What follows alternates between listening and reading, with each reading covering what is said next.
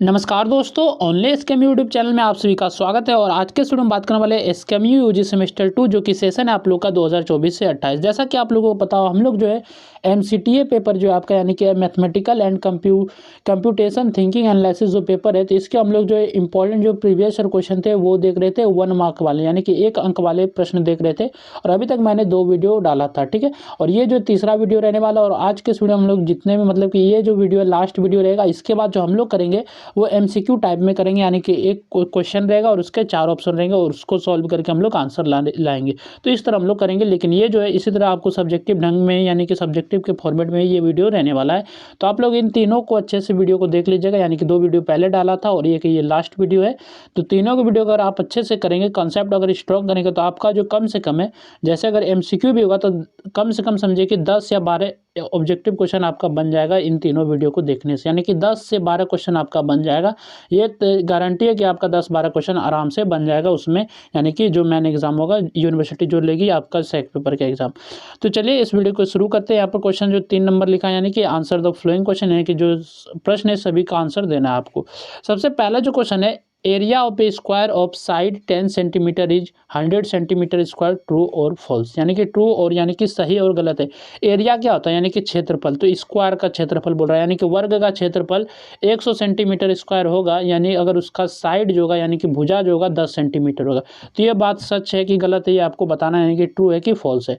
जैसे हम लोग जानते हैं कि वर्ग का जो क्षेत्रफल होता है यानी कि एरिया ऑफ स्क्वायर होता है वो ए स्क्वायर होता है। ए क्या है, ए जो है भुजा, यानी कि ए स्क्वायर आप नहीं भी याद रख सकते तो भुजा स्क्वायर याद रख सकते हैं किसी भी वर्ग का क्षेत्रफल, या फिर अगर इंग्लिश में इसको याद रखना चाहे तो साइड का स्क्वायर, यानी कि साइड का स्क्वायर। तो एरिया ऑफ स्क्वायर क्या होता है, साइड स्क्वायर। तो यहाँ पर ए मैंने रखा है और ये सभी को भुजा जो मैं यहाँ पर फिगर बनाया, यानी ये जो है आपका वर्ग का फिगर है, जिसमें जो है वर्ग जो होता है स्क्वायर होता है चारों साइड इसके बराबर होता है, यानी कि चारों साइड जो इक्वल होता है, इसलिए मैंने यहाँ पर ए स्क्वायर यहाँ पर लिखा है। तो यहाँ पर ए क्या दिया गया, यानी कि साइड कितना दिया गया 10 सेंटीमीटर, यानी कि 10 सेंटीमीटर। तो वही चीज़ मैंने ए की जगह रख दिया, 10 स्क्वायर हो गया। और 10 स्क्वायर को आप लिख सकते हैं 10 स्क्वायर को क्या 10 गुना 10, तो वही चीज़ मैंने क्या है 10 गुना 10 करेंगे और ये आ जाएगा 100, यानी कि 100 आ जाएगा। और यहाँ पर इसका यूनिट क्या आ जाएगा, सेंटीमीटर स्क्वायर। तो ये आपका आंसर हो जाएगा। और यहाँ पर क्या है, यानी कि 100 सेंटीमीटर स्क्वायर है 10 सेंटीमीटर वाले इसको मतलब साइड का। तो ये सही है, यानी कि यार लिख देंगे true. Area of square of side 10 centimetre is 100 centimetre square, ये आपका करेक्ट आंसर हो जाएगा। अब इसमें जो जानने वाली बात है वो है एरिया ऑफ स्क्वायर, ये फॉर्मूला आपका इंपॉर्टेंट है। और एक चीज़ याद रखना है, पेरीमीटर ऑफ स्क्वायर जो होता है, पेरीमीटर ऑफ स्क्वायर यानी कि पेरीमीटर ऑफ स्क्वायर यानी कि वर्ग का परिमाप जो होता है उसका फॉर्मूला होता है 4a, यानी कि 4a लिख सकते हैं, या फिर ए की जगह आप भुजा भी लिखना चाहे लिख सकते हैं। 4 गुना भुजा यानी कि 4 गुना भुजा, या फिर इंग्लिश में इसको 4 इंटू साइड बोल सकते हैं। तो ये आपका पहला क्वेश्चन था। दूसरा क्वेश्चन है, फाइंड द जियोमेट्रिक मीन, यानी कि शॉर्ट में जियोमेट्रिक मीन को कहते हैं GM of the numbers 5 and 20, यानी कि 5 और 20 का आपको जीएम निकालना है, यानी कि ज्योमेट्रिक मीन निकालना है।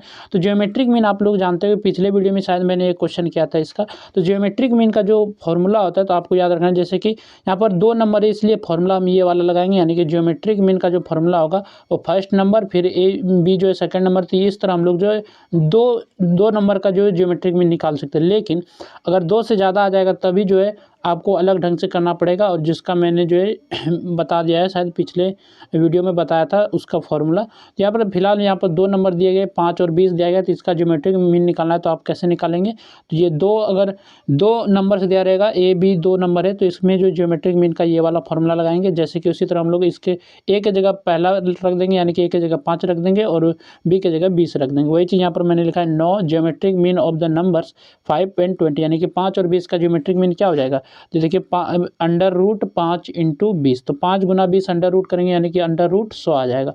और 100 का आप जब वर्गमूल निकालेंगे, स्क्वायर रूट निकालेंगे, तो 10 आएगा, यानी कि 10 आएगा। तो ये आपका आंसर हो जाएगा 10। तो इस तरह आप इसको कर सकते हैं। इसके बाद जो नेक्स्ट क्वेश्चन है, the 16th term of the AP, यानी कि एपी जो फुल फॉर्म होता है अर्थमेटिक प्रोग्रेशन, जिसको हम लोग हिंदी में कहते हैं समांतर श्रेणी। तो समांतर श्रेणी के जो है आपको दिया गया है, और इसमें जो बताना है कि इसका जो 16वां टर्म है, यानी कि 16वां जो पद है उसका वैल्यू 33 है। तो ये चीज़ दिया गया, और आपका एपी है 3, 5, 7, 9, 11। तो ये आपका एपी दिया गया। तो सबसे पहले हम लोग लिखेंगे इसको सॉल्व कैसे करेंगे। तो सबसे पहले लिखेंगे एपी जो दिया गया, एपी लिख दिया मैंने। इसके बाद ए जो होता है पहला पद होता है, यानी कि ए जो होता है फर्स्ट टर्म होता है, तो ये ए यहाँ पर 3 देखेंगे, ये पहला टर्म है तो इसलिए मैंने ए बराबर 3 लिखा। फिर डी जो होता है हिंदी में हम लोग कहते हैं इसको कहते हैं सार्वआंतर, ठीक है। डी को जो सार्वआंतर कहते हैं। डी कैसे निकलता है, तो A2 - A1, यानी कि दूसरा पद में पहला पद को घटाएंगे, यानी कि सेकंड टर्म में फर्स्ट टर्म को माइनस करेंगे। तो जैसे A2 यहाँ पर 5 है और A1 जो आपका था पहला पद था 3 था, तो यहाँ पर देखिए 5 में 3 माइनस करेंगे 2 आ जाएगा, यानी कि डी का जो वैल्यू आएगा 2 आएगा। अब देखिए आपके पास ये फॉर्मूला होता है AN बराबर A + N - 1 × D। तो ये फॉर्मूला आपको याद रखना पड़ेगा, इससे जो आपका एक क्वेश्चन या 2 क्वेश्चन आपका एग्जाम में जरूर देखने को मिलेगा। तो इसलिए मैं बताता हूँ फॉर्मूला, इसमें आपको कंसेप्ट अच्छे से याद रखना है। तो इसलिए मैंने इसको सब्जेक्टिव ढंग से किया कि ताकि आप एक वीडियो देखेंगे तो यानी कि तो आपसे जो है 5-6 क्वेश्चन आराम से बन जाएगा। जैसे कि हमसे पूछा गया था कि 16वां टर्म जो है यानी कि 16th जो टर्म है वो 33 के वैल्यू के बराबर है कि नहीं, तो हम लोग यहाँ निकालेंगे। एन की जगह कितना रखेंगे, हम लोग एन का वैल्यू रखेंगे 16, यानी कि 16 रखेंगे। तो यहाँ पर देखिए मैंने रखा है A16 बराबर पहला पद क्या था A3, यहाँ वैल्यू पुट कर दिया। एन का वैल्यू कितना है 16, तो एन की जगह 16 रख दिया, यानी कि 16 रख दिया। फिर -1 तो फॉर्मूला में दिया है। डी कितना निकाला था मैंने, डी जो है 2 निकाला था, वही चीज़ यहाँ पर 2 आपका इंटू में चल जाएगा। अब देखिए 16 में 1 माइनस करेंगे 15 आ जाएगा, 15 × 2 हो जाएगा, यानी कि इसको अगर सॉल्व करेंगे तो 3 + 30 है यानी कि 33। तो ये आपका सही उत्तर हो जाएगा, यानी कि सही आंसर हो जाएगा। तो 33 जो 33 जो आपका वह 16 टर्म है, यानी कि 16वां पद है इससे दिए गए AP का, तो ये आपका करेक्ट है, यानी कि यस आपका आंसर होगा। नेक्स्ट जो क्वेश्चन है ये वाला एवरेज वाला क्वेश्चन मैंने 2 क्वेश्चन करा दिया, ये तीसरा क्वेश्चन होगा और ये आप इसको अच्छे से देख के कर सकते हैं। जैसे दिया गया इफ यदि 5A + 5B जो है बराबर है 25 के, तो आपको देन एवरेज फाइंड करना है A और B का। क्या एवरेज जो है 2.5 है, यानी कि 2.5 है इसका एवरेज। तो हम लोग निकाल सकते हैं, जैसे कि जो चीज़ दिया गया उसको मैंने यहाँ पर लिख दिया, फिर 5 यहाँ से कॉमन लिया है, फिर A + B आपका बच जाएगा। 5 इधर गुना में है, इस तरफ लेके जाएंगे तो भाग आ जाएगा, यानी कि A + B बराबर जो होगा 25/5 और 5 से जो है 25 कट जाएगा 5 बार में, यानी कि A + B बराबर 5, ये आपका होगा।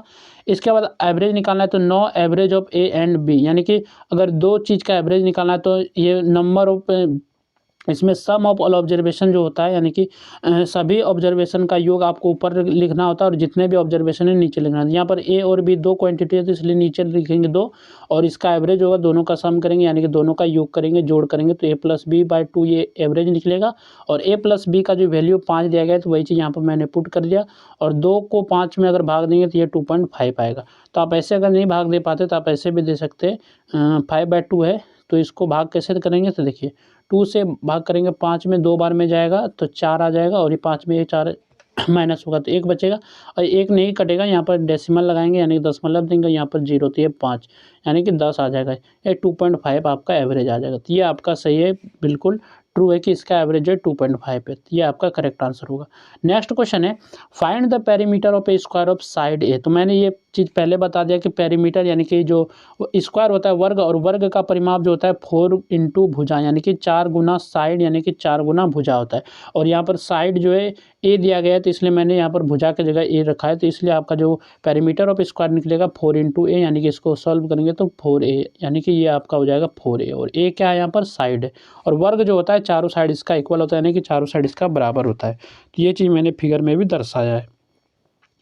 इसके बाद जो नेक्स्ट जो क्वेश्चन है यहाँ पर question number 6, the probability can very between 0 and 1, यानी कि प्रोबेबिलिटी का वैल्यू जो होता है 0 और 1 को कैरी करता है, तो ये हम लिखेंगे यस, यानी कि हाँ कैरी करता है। Probability of any event always lies between 0 and 1, 0 और 1 के बीच प्रोबेबिलिटी का वैल्यू लाई करता है, यानी कि वैल्यू वेरी करता है, और इसमें जो होता है इंक्लूसिव होता है। इंक्लूसिव मतलब कि 0 और 1 भी शामिल होता है, ऐसा नहीं कि 0 और 1 से बीच में वैल्यू आएगा, यानी कि 0 और 1 के बीच में क्या आ जाएगा 0.5 आएगा, 0.1 आएगा, 0.9 आएगा, इस तरह करके आएगा। तो ये चीज़ तो आएगा ही जो बीच में, लेकिन 0 और 1 भी इंक्लूसिव रहता है, यानी कि ये भी शामिल रहता है। तो इसलिए मैं यहाँ पर मैंने लिखा है दैट इज़ 0 का 0 और ये ग्रेटर देन इक्वल P, यानी कि ये प्रोबेबिलिटी ऑफ ए, और जो है लेस देन और ग्रेटर इक्वल 1, ये आपका चीज़ है ये, ठीक। यहाँ पर देखिए ये जो सिंबल का मतलब है इस तरह भी आपके ऑप्शन में दे सकता है, इस तरह क्वेश्चन दे के आपको 4 ऑप्शन दे देगा, ऐसे दे देगा 0 इस तरह कर देगा और फिर यहाँ पर लिख देगा पी ए की जगह ई कुछ भी रख सकता है, ए ई रखे ऐसे रखे कोई मतलब नहीं, और इस तरह सिंबल दे देते। ये आपका ऑप्शन नहीं होगा, दोनों जगह जो इक्वल होना चाहिए, यानी कि यहाँ भी एक साइन होगा इक्वल का, यहाँ भी साइन होगा, तो ये ऑप्शन आपका होगा। ये चीज़ भी आपको यहाँ से भी क्वेश्चन एक उठ सकता है, अगर पूछने वाला रहेगा तो यहाँ से भी आपका क्वेश्चन उठ सकता है, तो इसलिए आपका ये हो जाएगा। इसके बाद नेक्स्ट जो क्वेश्चन है और ये जो लास्ट क्वेश्चन है, ठीक है, ये जो which number would replace the question mark in the series, ये जो सीरीज दिया गया, ये जो श्रेणी दिया गया, तो इसमें बताना है कि क्वेश्चन मार्क की जगह यहाँ पर क्या आएगा, ये जो प्रश्न चिन्ह है यहाँ पर क्या आएगा। तो यहाँ सबसे पहले हम लोग सीरीज देखेंगे। अब देखिए यहाँ पर क्या है, एक को अगर एक का स्क्वायर करेंगे, लॉजिक जो इसमें क्या है, एक का स्क्वायर करेंगे तो एक आ जाएगा, 3 का स्क्वायर करेंगे तो 9 आ जाएगा, 5 का स्क्वायर करेंगे तो 25 आ जाएगा, 7 का स्क्वायर करेंगे 49 आ जाएगा। तो आप लोग लॉजिक समझ रहे होंगे, क्या समझ रहे होंगे कि यहाँ पर जो आ रहा है, जो विषम संख्या आ रहा है, यानी कि 1 आ रहा है, 3 आ रहा है, 5 आ रहा है, 7 आ रहा है, ये यानी कि क्रम से जो है एक ऑर्डर के साथ जो है ये सभी जो है विषम नंबर आ रहा है, यानी कि ऑड नंबर आ रहा है, विषम संख्या आ रहा है। तो इसलिए जो नेक्स्ट जो टर्म होगा यहाँ पर क्वेश्चन मार्क की जगह वो 9 होगा, और 9 का स्क्वायर कितना होगा, 9 का स्क्वायर होगा 81, यानी कि 81 होगा। तो ये मिसिंग नंबर क्या आ जाएगा, 81। नेक्स्ट जो देखिए 11 जो 121 दिया गया है, ये चीज़ 11 का स्क्वायर है, यानी कि 11 का वर्ग है। तो आप इसको समझ सकते हो, और लॉजिक इसमें कुछ नहीं है, यही आपका लॉजिक है। तो ये आप क्वेश्चन मार्क की जगह पे आंसर जो होगा वो होगा 81, ठीक है। ये चीज़ आपको याद रखना है। तो यहाँ तक हम लोगों ने 7 क्वेश्चन देखा और 3 वीडियो मैंने कंप्लीट कर लिया। और ये जो भी सभी जो क्वेश्चन थे, ये कोई भी नया क्वेश्चन नहीं था, ये जो पूछे गए थे प्रीवियस ईयर क्वेश्चन सेशन 22 से 26, 23 से 27, जो कि आपका सैक पेपर था MCTA के, तो उसी को मैंने 1 नंबर वाले क्वेश्चन को कराया। इसके बाद नेक्स्ट जो होगा, अब हम लोग जो MCQ की स्टार्ट करेंगे। हो सकता है अगर वीडियो ज़्यादा लंबा होगा तो 25-25 क्वेश्चन एक करेंगे, अगर ज़्यादा वीडियो लंबा नहीं हुआ तो 50-50 क्वेश्चन भी कर सकते थे, लेकिन मैं ज़्यादा चांस लूँगा कि कम ही क्वेश्चन करके करेंगे, यानी कि 25 क्वेश्चन करके ही करेंगे, क्योंकि सब्जेक्ट मैथ है और यहाँ पर स्टूडेंट जो है सभी स्टूडेंट, यानी कि आर्ट्स वाले भी स्टूडेंट है, कॉमर्स वाले भी है, साइंस वाले, तीनों स्टूडेंट, इसलिए जो है आर्ट्स वालों के लिए ज़्यादा डिफिकल्ट हो जाएगा। तो इसलिए जो 25-25 क्वेश्चन का ही हम लोग वीडियो बनाने की कोशिश करेंगे। तो चलिए, आप लोग कमेंट कीजिएगा नेक्स्ट वीडियो लाया जाए या फिर नहीं लाया जाए। आप लोग कमेंट नहीं करते तो हमें जो है मोटिवेशन नहीं मिलता है नेक्स्ट वीडियो बनाने का। तो आप लोग ज़रूर से ज़रूर कमेंट कीजिएगा, तभी मैं स्टार्ट करने की सोचूंगा, ठीक है। तो चलिए फिर मिलते हैं नेक्स्ट वीडियो में, और आप लोग से रिक्वेस्ट है कि चैनल को थोड़ा सा सपोर्ट दिखाइए, यानी कि चैनल को सब्सक्राइब कर लीजिए। तो चलिए फिर मिलते हैं नेक्स्ट वीडियो में।